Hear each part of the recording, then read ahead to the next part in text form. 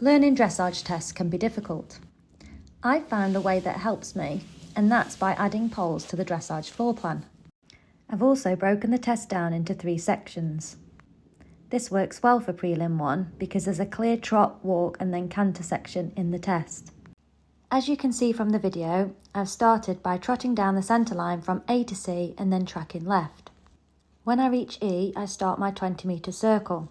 I trot through 2 sets of poles that are positioned parallel to one another and on the diagonal line from K to M and F to H. Then in the second part of the circle, I've got 2 sets of 3 trot poles, making sure I avoid the centre line. I then come back to the track and ride around to the F corner. In the test, you ride from F to X to C.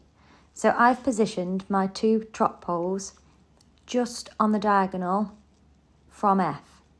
As you can see, I ride the diagonal line over the 2 trot poles and then to X, straighten up, and as you can see, I have my 2 poles at the top of the school that I'm aiming for.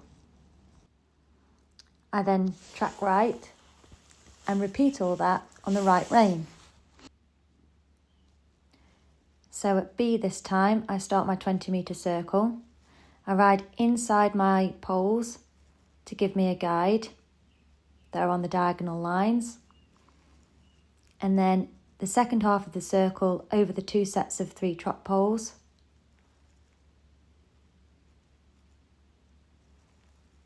And then this time round to the K corner to pick up the KM diagonal. I'll ride over the 2 poles, but then at X, leave the diagonal and come down the centre line to aim for my 2 poles at the top.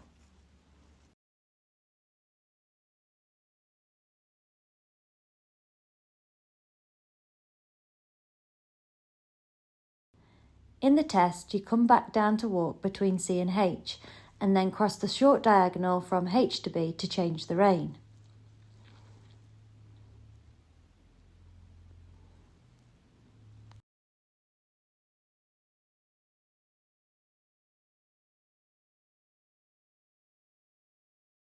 At B, there's a half 20-metre circle at a free walk on a long rein.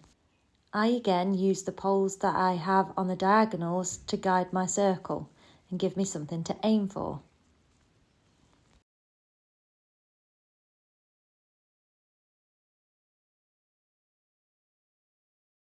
You then return to the left rein by picking up the short diagonal E to M. To maintain the straight line, this did take me over 2 of my trot poles. This meant that Elsa met the poles on the diagonal and therefore good for her proprioception as she had to think carefully about placing her feet. After the walk section of the test, you transition back to trot between M and C and then transition to canter between C and H. You then canter all the way around the school to A, and at A begin a 20-metre circle. For this part of the test, I've put 2 canter poles either side of the centre line. So as you cross X, you cross the canter poles. You then come back to trot between A and F. You turn left at B and right at E, so that takes you back over the canter poles but at trot, and then pick up canter again between H and C. This time you carry out your 20-metre circle at C, again crossing the canter poles as you cross the centre line.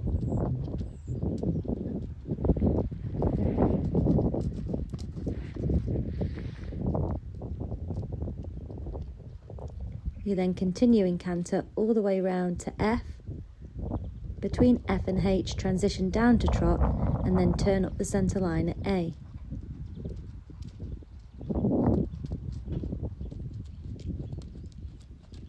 Then I'm heading to finish between the 2 poles that I've put at the top of the school.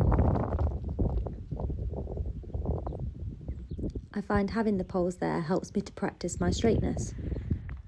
Here's a floor plan of the poles that I've used to practice the test. You have the 2 sets of 2 trot poles on the diagonal lines from F to H and K to M. I had these set at 4 feet apart. Then moving up the school, there's the canter poles either side of the centre line. Mine are set at approximately 9 feet apart. Then I have the 2 sets of 3 trot poles again set at 4 feet apart. These are on the second half of the B and E 20-metre circles. Then finally I have the 2 poles to help guide the halt between X and G. I hope this adds a little bit of fun to learning your dressage tests.